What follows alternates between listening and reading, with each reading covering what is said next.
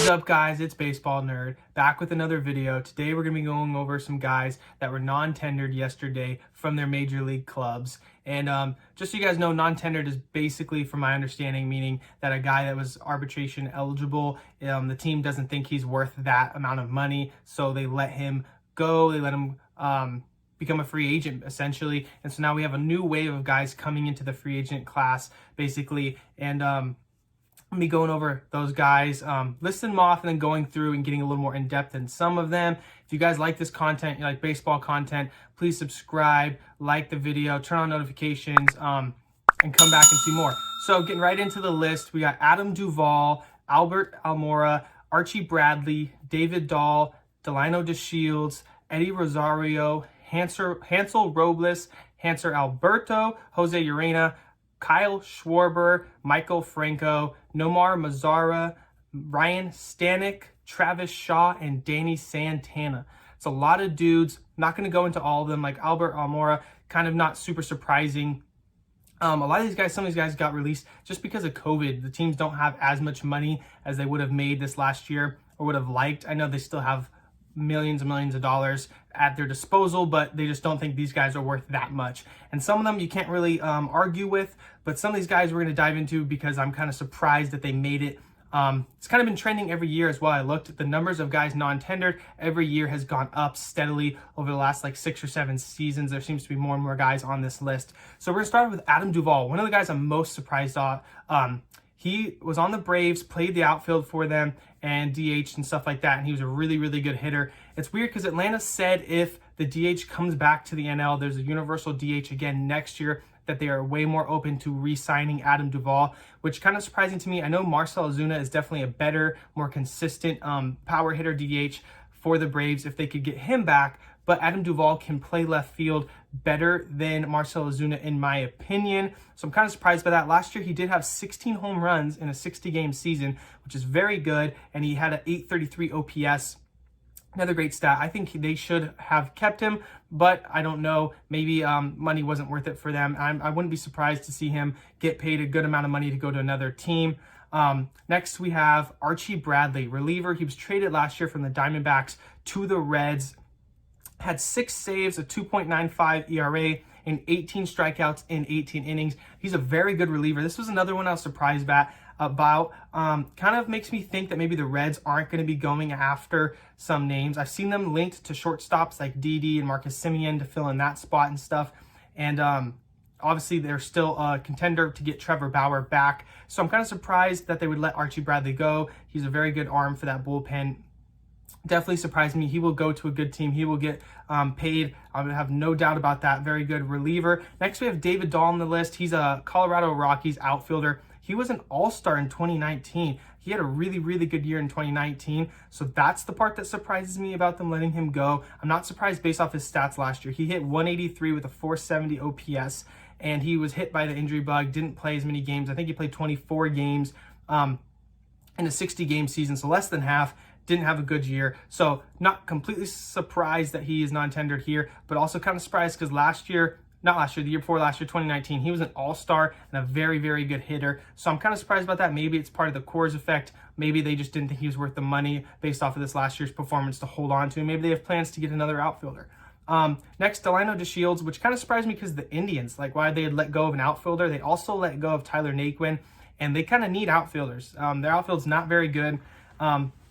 Most of their good hitters are in the infield with Lindor and Jose Ramirez and Carlos Santana and Cesar Hernandez even. I don't know why they would let him go. Doesn't make sense. He did have a 252 average and a 628 OPS. He's not an amazing hitter, but he definitely can play center, right, left, any position in the outfield, and is a good defender and a decent hitter. So I'm kind of surprised by this. Not so surprised based off of if everyone's kind of lowering value this offseason because of COVID. Next, we have Eddie Rosario. I think this one surprised a lot of people. Power hitting outfielder, not an amazing glove, but last year he hit 257, his average, 792 OPS, and he had 13 bombs.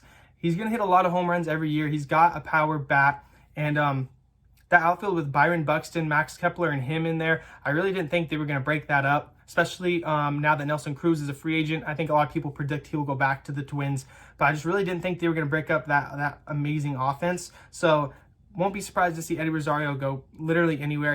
Every team needs outfield, every team needs pitching, so I don't think that it'll be hard for him to find a home, especially with the way he hits. He didn't even have a down year or anything like that. Hansel Robles from my Angels, he had 1 save, a 10.26 ERA, and not a very good year last year. He had 1 save, blew a couple other ones, 10.26 ERA. ERA and average aren't everything anymore like some older generations thought, but that still is a very bad ERA for a reliever. 20 Ks in 16 innings, though. He definitely could still strike out a lot of guys. He's got some good pitches, good fastball, but just can't keep people from scoring. That's basically it. He just can't not give up runs. I don't know. I'm not surprised the Angels let him go. I don't know where he will go, but like I said, every team could always use outfielders and every team could always use pitching. So I definitely think he will find another big league club to play for. He probably was not worth the money that would have been given to him, so not surprised to see that one. Hanser Alberto for the Orioles. I am kind of surprised to see this one. He's hitting 283 last year, 698 OPS, and yeah, I'm very surprised to see this. He had a good 2019 as well. He the last 2 years has been very good for the Orioles, so I'm surprised to see them let him go.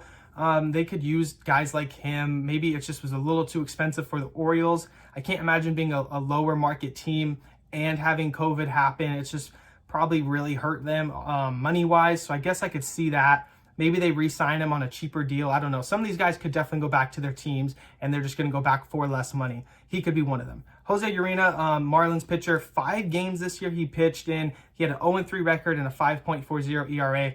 Not a great year for him, and they have a lot of young upcoming starting pitching. So, like I said before, starting pitcher, I definitely think will find another home. He's not terrible. 5.4 ERA in a 60-game season when, he only got 5 starts, and definitely could have pitched and brought that number down as the year went on. So I'm not surprised, but I'm not thinking that he's done. He's definitely going to probably find another team and be like a 3, 4, 5 starter for another team, depending on how good their rotation already is.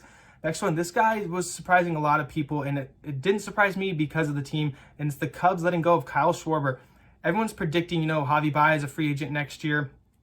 Chris Bryant and Anthony Rizzo, there's been talks about Chris Bryant being traded the last 2 or 3 off seasons. So I wouldn't be surprised if the Cubs kind of disband and let everybody, trade people off and do stuff like that. Kyle Schwarber last year just didn't do it. He played 59 games. He only missed 1 game, but he had 11 bombs, a 188 average. And that the crazy thing is with those 11 bombs is he had 36 hits the whole season, and 11 of them were home runs. So that means almost one out of every 3 hits he gets is going to leave the park. He's got insane pop. He just strikes out a lot, and he obviously doesn't have a very high average or anything like that. He could play left field. I'm sure he probably could still catch, just doesn't do it a lot, especially with the Cubs having Wilson Contreras. I know he didn't do that. So maybe the money was too high for the down year for him, and this kind of makes me think that the Cubs are maybe leaning towards a rebuild, but I guess we'll find out here soon in the next season or two. Michael Franco is next, and I feel bad for this guy. He was with the Phillies. He gets non-tendered last year, and now he's getting non-tendered again after he even came back and had a very good season. In COVID, he had 8 home runs, a 278 average, and a 778 OPS. He had a good year at the plate, and kind of surprised by this one. But like I said, especially these low-market teams, it's hard to hold on to guys that probably are going to be paid more than their actual market value this year. And so, not completely surprised with this one, but feel bad for the guy. He had a great year. Hope he gets picked up by a team and shells out again next year when COVID's over, hopefully, and the money is back up. Next is Nomar Mazara. He didn't have a great year for the White Sox. He had 1 home run, hit 228 and a 589 OPS. Not a very good OPS. Not a very good year for him. But, when he was with the Rangers, he definitely had some good times there, so I wouldn't be surprised to see another team pick him up. It's just another guy that's probably, based off of last year, not worth the money that would have had to be given to him, so they let him go. He might even go back to the White Sox. We never know. Brian Stanek has 7.20 ERA, 10 innings, 11 Ks. No record, no saves. He didn't close out any games. He didn't win or lose any games. He kind of had I know 7.20 ERA is pretty high, but he came out of the pen and was a reliever for the most part. 10 innings, 11 Ks. Not a lot of innings, even in a 60-game season. 10 innings, not very much. I don't know if he was hurt, to be honest, at any point, or if they just rarely used him. But when they did use him, it looked like he was pretty average to slightly below average.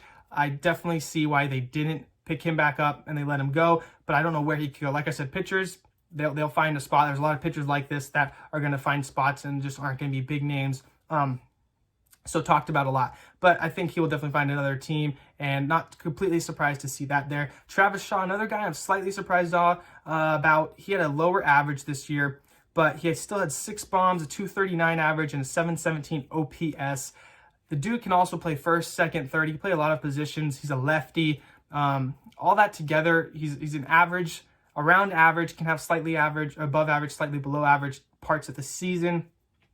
Obviously, decent OPS, can play so many different positions, and a lefty batter. I definitely think he'll get picked up by another team, if not by the Blue Jays. I know they're in talks about getting Gene Segura or some other guys to add to that infield or outfield. I know they're in talks about getting a lot of guys. They seem to want to make a push towards a World Series. So I could see him going back there for maybe a cheaper price, or going somewhere else for around that same price that he would have got if he wasn't non-tendered. Danny Santana is the last guy on the list, and he had 8 hits this whole year, 1 home run, batted 145 with a 511 OPS. Not very good year for Danny Santana, and the only reason that I'm surprised the Rangers didn't bring him back is because in 2019, the dude had 28 bombs on a 283 average and an 857 OPS. He was their team MVP in 2019. It's kind of like David Dahl, but a little different, I guess. He could play literally almost every position on the field, maybe besides catcher, but that, along with his hitting in 2019, I'm kind of surprised by this. I definitely think he'll get picked up by another team. He's a switch hitter who could definitely, we can see from the stats in 2019, he can hit. He can play so many positions, which just brings a ton of value. He's a switch hitter. There's a lot of value in Danny Santana. I'm slightly surprised by the non-tender. Maybe the Rangers didn't make enough money that they needed to keep some of these guys, and they're going to try to bring him back on a smaller deal. But I definitely know he will be playing for another team come 2021. And that is the list of non-tendered players who are now free agents, adding to our free agent class. I probably won't do a predictions for where these guys will go yet. Maybe I will, maybe I won't. But this is just kind of let you guys know who was just released and is now adding to the free agent pool. We got a lot of outfielders, a couple infielders, and a couple pitchers. And there is more to this list. These are just some of the notable guys I got down. So yeah, if you guys like this video, like I said, please like, subscribe, turn on notifications, and I'll see you guys on the next one.